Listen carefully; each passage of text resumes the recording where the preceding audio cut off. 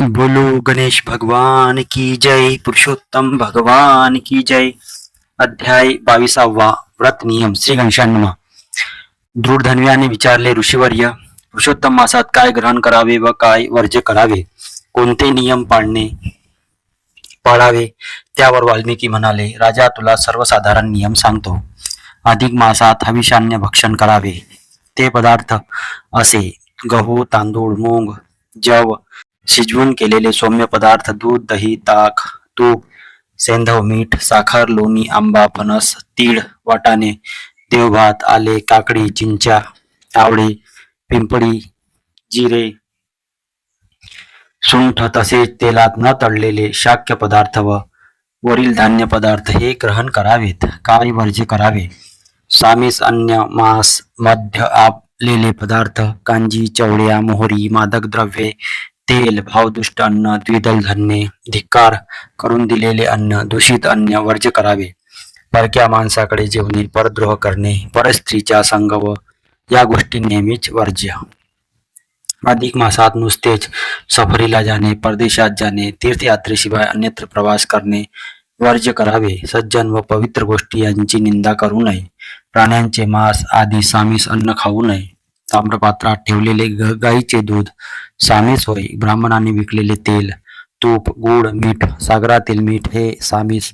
शिळे अन्न, लिंबू, चुना, मसुरा सामीस. हे सर्व वर्ज्य करावे. नजर लागलेले, कावड्याने पाहिलेले, पतिताकडे कातील, करपलेले, आंबवलेले, दोनदा शिजवलेले अन्न वर्ज्य करावे. प्रतिपदा ते पौर्णिमेपर्यंत जे एक पदार्थ जेवणात वर्ज्य करावेत तेही ऋषींनी राजाला सांगितले. आहार विहाराचे असे अनेक नियम सांगितले. उपवास, कृच्छ, ब्राह्मणाला दान, भागवत पुराण श्रवण, शालिग्रामाची नित्यपूजा इत्यादी अनेक पुण्यप्रद गोष्टी त्यांनी राजाला सांगितल्या व त्याच्या पालनाने मनुष्य श्रीकृष्णाला आनंद प्रिय होतो असेही सांगितले. बोलो गणेश भगवान की जय, पुरुषोत्तम भगवान की जय. श्री गणेशाय नमः. अध्याय 22. श्री गणेशाय नमः. श्री भगवान वैकुंठ विहारी, इंदिरेसी मने ओ सुंदरी, पूर्वी मरुदेशा माझारी, विचित्र एक वर्तले. सप्तशत महाक्रूर प्रेत, अधिक मास प्रभावे झाले मुक्त. ती कथा अत्यंत अद्भुत सांगतो, समजता ऐकतो. मरुदेशी गोकर्ण पर्वत, तत्पार्श्वभागी अति विस्तृत. शिवपुरी नामे सर्व विख्यात, एक नगर आहे पे. ती सर्वदा शिवासी प्रिय, रथ्याचत्वरी अतिरमणीय. प्रासाद गोपरी सर्व आश्चर्यमय, अमरलयाची जैसे की. चतुर्वेदी सकळ ब्राह्मण, ते सर्वदा वस्ती जान. क्षत्रिय वैश्य शूद्र संपूर्ण, स्वाचार संपन्न वर्तती. तैसेची अन्य जातीचे लोक, सत्यवादी असती सकळीक. शौच स्मार्तादी कर्मे अनेक, यथाधिकार आचरती.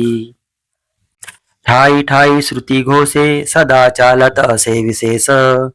शास्त्रार चर्चा ही आसमास, रात्रंदिवस होतसे. प्रतिमंदिरातूनही सतत भगवत भजने कीर्तने होत. पुराण श्रवणाची तो मात, काय तीर्थे वर्णावी. सर्व जातीचे सर्व लोक, स्वस्वधर्मीचे वर्तती देख. धर्माचा लेसही एक, कोणही तेथे नाचरती. ऐसी ती शिवपुरी उत्तम, ते सदाचार संपन्न परम. ऐसा कोणी विप्रदास नाम, शूद्र एक राहतसे. तो सदा स्वनामानुसार, विप्रदास्यत्व करी साचार. आणि तयाची स्त्री शुभ सुंदर, विप्रदासी नाम तियेचे. ती साध्वी पतिपरायण, भ्रताराज्ञाच मानी प्रमाण. ऐसी ती उभयतानुदीन, धर्मे करुणा वर्तती. तो काल प्रे कदाचित, अधिक मास झाला प्राप्त. जो का पुरुषोत्तम मासे सतत, प्रिय अत्यंत असे पये. तैत्या शूद्रे स्वस्त्री सहित, विप्राज्ञा घेऊन यथोक्त. अधिक मासी नित्य स्नानार्थ आणि दानार्थ आरंभिले. गोकर्ण गिरीच्या पायथ्याचांग, नाना धातू विचित्र सुंदर. तेथे तेने सारणेश्वर नामे भंग, लिंगरूप शिव आहे. तो स्मरण मात्रे दुःख पाप देण्यासी, सारुणी तारितो संसारी अंशी. म्हणून सारणेश्वर ऐसी संगातयासी झाली असे. त्या सारणेश्वरा सन्निध्य पाहे गोकर्णी नामे गंगा आहे जिच्या स्नाने लवला हे पापे सकळ लोपते. ती सारणेश्वराच्या प्रीत्यर्थ तया सन्निध्य राहुनी सतत येते थे त्या शिवभक्ता व्रत अनुग्रह करीती सर्वदा. तेच्या तिरी करिता वस्ती सगळा दिव्याधी लोपती आणि सर्व जगा माझी ख्याती होऊनी मुक्ती लाभते.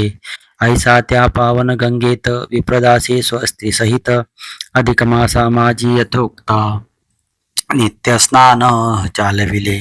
स्त्री सहित स्नान सारून सारणेश्वराचे करावे पूजन ऐसे नित्याचरिता जान अधिक मास पूर्ण झाला. त्या विप्रदासे यथा बुद्धी गोकर्ण तिरी शिवसन्निधी यथा शास्त्र उपान विद्धी परम भक्तीने संपादिला.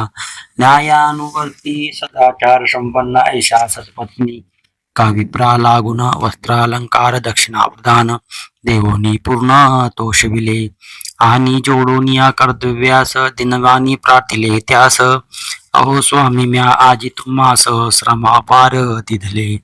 मी अत्यंत दरिद्री पामर परी तुम्ही स्वल्प संतोषी द्विज्वर तरी कृपा करून मजवर क्षमेचे सत्वर दयाळी.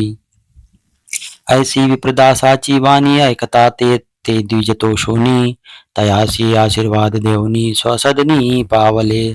मग तो विप्रदासही स्त्री सहित यावया निघाला स्वगृहाप्रत. तव मार्गी शतप्रेत तया उचित भेटले. ते सकळही अत्यंत कोपी महाकाय भयानक रूपी सर्वदा सर्व कर्माक्षेपी महापापी असती पय. परिंदिरे सांगू काय कालयोगे निसंशय तयांच्या पापांताच्या समय आणि सुबोदय पातला. म्हणून अवचित त्या लागून तो साधू विप्रदास भेटून तद्दर्शने अंतरी तत्क्षण किंचित ज्ञान उद्भवले. क्रूर भाव सकळ कळाला परहिंसा स्वभाव पळाला. क्रोध मदादी ग्राम जळाला आणि उदेला सद्भाव. बहुतेक झाले शांत वृत्ती परिभयानक दिसती आकृती. मेषमुख कित्येक असती कित्येक दिसती करालास्य. कित्येक ते गर्धव मुख कित्येक पृष्ठानन देख. हृदवदन कित्येक प्रत्येक कित्येक भेक तैसे पे. कित्येकांचे पादसान आणि एकाचे लंबायमान. कित्येकांचे मध्यमान मृदंगा समान दिसताती. सकळ प्रेतांची उदरे सखोल क्षीण जैसी विवरे. लंबकृशादी नानाकारे दिसती शरीरे भयंकर. कोणी करीती हाहाकार कित्येक करीती चित्कार. आणि कित्येक ते वारंवार सर्पव्रत क्रूर फुत्कारिती. जैसे का दग्ध महापादप तैसेची अत्यंत दुर्दर्श रूप. सखोल गर्त त्वाकूप नेत्र तद्रूप भासती. मोकड्या पिंगट बाबर झोटी भयंकर रुळती पृष्ठी. संध्यार्पण शमश्रूंची दाटी सकळा ओठी दिसत असे. ऐसे ते ती भयंकर प्रेत दृष्टी पळताची अवचित. विप्रदास भार्या अंतरात भय अत्यंत पावली. थरथरा कापू लागली नेत्रावरी झापड पडली. मग शंकरा ते हृदय कमळी स्मरुनी सिरली कुंजात. परी विप्रदास अतिगंभीर मार्गी तैसाची राहुनी स्थिर. म्हणे रे तुम्ही विकटाकार कोण समोर पातले ती. तयाची ऐकोनी भारती तैसाची राहुनी स्थिर. वहिंग सिंखा गजनामा प्रेतपती.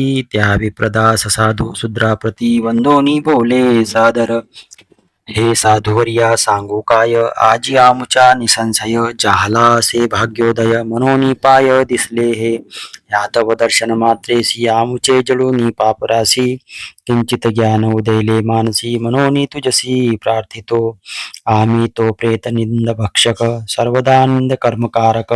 अनेक पापांचे विधायक दुःखदायक सर्वासी. ऐसे क्रूर स्वभावी समस्त शक्त सतसंख्या होत. क्षुधातृषेने पीडित सतत मरुमंडळात भ्रमतसो.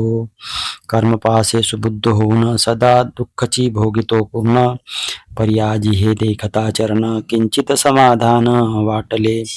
साधू जन ते दीन वत्सल आम्ही पापी दीन केवळ तरी कृपा करोनी पापे समूढ अनिरसोनी आम्हा सोडवी तुझ वाचुनी आम्हा रक्षिता कोणी न दिसे का भाग्यवंता दुःखे भोगिती फिरता फिरता फारची आता भागलो तरी बा सत्वरी कृपा करी ऐसी प्रेतांची ऐकोनी वैखरी विप्रदासाच्या विशुद्ध अंतरी कृपा लहरी उंच बळल्या मग तये प्रेतमुक्ती विषयी ऐसा उपाय योजिला पाही स्वयं अधिक मासा ठाई नित्य स्नान केले होते जे त्यातून स्नान सप्तकाचे फळ सर्व प्रेतांशी दिदले सोज्वळ तेने योगे ते प्रेत सकळ झाले तत्काळ दिव्य रूपी सकळ ही पापे लोपली तो तेथे दिव्य विमाने पातली मग त्या माझी ती प्रेत मंडळी बैसती झाली आनंदे आणि त्या साधू विप्रदासास नमित स्तवित गेले स्वर्गास एवं त्या सप्तशत प्रेतास स्वर्गलोकवास लाभला अधिक मासीचे नित्य स्नान तयाच्या महिमा वर्णिल कोण स्नानाच्याच पुण्ये जान सप्तशत प्रेत उद्धरले येथीच्या एक स्नानाच्याही अत्युद्भुतची महिमा राही एतद्विषयी तुझे समयी पूर्वेतिहास सांगतो सौराष्ट्र देशा माझारी प्रभास नामक पुण्यनगरी सोमशर्मा हे नामधारी सदाचारी विप्र वसे तो सकळ गुण संपन्न वेदशास्त्र पारंगत पूर्ण वाजपेयादी महायज्ञ केली असती तेने बहु अनेक विधी उत्तम दाने दिली असती द्विजा कारणे वापी कुपादी पुरते तयाने ग्रामोग्रामी बांधिली कार्तिक स्नाने माघ स्नाने प्रतिवर्षी सारिली विधीने अधिक मासही बहुप्रीतीने स्नानादी व्रते पाडिली तीर्थयात्रया आटोपिल्या बहुत व्रते ही केली असंख्यात ऐसा तो सद्धर्मे व्रते सतत तो एक अद्भुत प्रवर्तले कोणे एक दिवशी प्रभाती तो सोम शर्मा विप्र सुमती सरस्वती सिंधू संगमा प्रती स्नानार्थ त्वरित चालिला तो मार्गा माझी तयास अवचित भेटला एक राक्षस जयाच्या पाहुनी स्वरूपास देवही त्रास पावती पर्वताकार देह मोठा पिंगट वर्ण ऊर्ध्वजटा अत्यंत वक्र भ्रुकुटी विकटा कपाडी पट्टा सिंधुराच्या हाती पसरट मुख थोर कराल जिव्हा लोंबे बाहेर उभड ओठ अत्यंत घोर दाळा वक्रनांगर जैसे उभय नेत्राती आरक्त जैसे खदिरांगार प्रदीप्त गिरिगवरे खोल अत्यंत तैसा दिसत नाकपुळ्या विकृताकार महाहनुवटी उष्ट्रव्रत ग्रीवा लांब मोठी वृक्षक स्कंदा परी बाहुटी तैशीच कटी मृदंगासम पाद तरी ताल वृक्षाकार भयानक लांब उदर रात्रंदिवस शुधातुर दंत करकर वाजवी सर्वत्र निर्भय शूर अत्यंत हाकारे ओरडत सकळ जीवांच्या करी घात नरा सतत भक्षी पै ऐसा त्या राक्षसा ते पाहुनी सोमशर्मा दचकला मनी परिणुम सिंहा ते स्मरुणी तत्क्षणी नावेक उभा राहिलासे अवतो राक्षस ओरडत विप्रासी धरू धाविला त्वरित परिश्वास सामर्थ्य चलेन तेथ मनोनी विस्मित जाहला आणि तपस्ते जे जाजल्यमान्य ऐसे विप्राचे रूप पाहुन राक्षसाच्या अंगी तत्क्षण किंचित विवेक उद्भवला तैसीच लोपली दुर्मती मग तो राक्षस सोमशर्म्याप्रती दंडवत करुनिया प्रणती जोडिल्या हाती विनवी पै अहो स्वामी साधू उपदेशेसी उत्तम योग साधला जयासी ते त्या योगे तर्जनासी दुराधर्ष होत जैसे ऐसे तपस्ते जे करून अग्निवत तुम्ही जाजल्यमान म्हणून मज समदृष्टा लागून सर्वथा दृश्य मी तो बहुपापांच्या पर्वत राक्षसी जाती दुष्ट अत्यंत परिमद भाग्य आज तुम्ही येत साधू प्राप्त जाहलेती म्हणून मज राक्षसत्वेही हे दर्शन झाले ये समयी तरी आता दयाळी लवलाही दुर्गतीतून उद्धरावे तुम्ही सतपुरुष दया सिंधू दीनजनांचे केवळ बंधू मी तो दीन पापी असाधू कृपागाध कीजिये ऐसे राक्षसाचे वचन ऐकोनी तो सोमशर्मा ब्राह्मण स्वांतरी धर्मतत्वाचा पूर्ण विचार करू लागला जरी मी आता ह्या निशाचरा निर्वित्सीन नाना तरा, तरी हा येथोनी माघारा जाईल खरा अन्यत्र. परी हा दुष्ट सर्वत्र फिरत आला हिंसा करीत, हे चरिती पुढे ही सतत करील घात जीवांच्या. आणि आज या ते मुक्त करिता हिंसा निवृत्ती होऊनी सर्वथा, दयारूप बहुपकृती करता धर्म ही माझा होईल. तरी आपण हेच करावे राक्षसासी आता उद्धरावे, ऐसे विप्रे निश्चयुनी वरवे हस्ती उदक घेतले. आणि स्वकृत जे अधिक मास स्नान, त्यातून एक स्नानाचे पुण्य यथोक्त संकल्प करून राक्षसा लागून अर्पिले. तेने पुण्य तो निशाचर तत्काळ झाला दिव्य रूपधर. तव देवगणी त्या विप्रावर पुष्पे सुंदर वर्षिली, आणि मांडिले तयाचे स्तवन म्हणती भला भला रे तो ब्राह्मण. तुवा राक्षा ते उद्धरून जीव संपूर्ण वाचविले. सर्वावर तुवा उपकार केला, तू धन्य धन्य धन्य भला. पुन्हा पुन्हा इत्यादी बोला बोलून स्तविला तो विप्र. मग अतिसुंदर जे विमान नवरत्न खचित महान, स्वर्ण किंकिनी युक्त असून प्रकाशमान सूर्यापरी. जया माझी सर्व भोग असती, किन्नर गंधर्वगण गाती, अप्सरागण नृत्य करीती, पक्षी बोलती अति मधुर.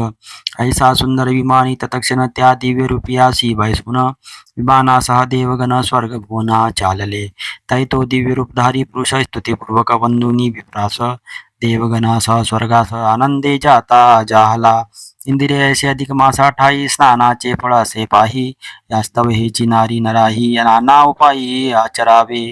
नाना उपायी आचरावे, जरी मानव जन्म पावून तेथे न करीती काही स्नान, तरी तत्करीचे अमृत संपूर्ण गेले घडून जानिजे. ऐसी स्नान महिमा कथा श्री विष्णूने कथिली तत्वता.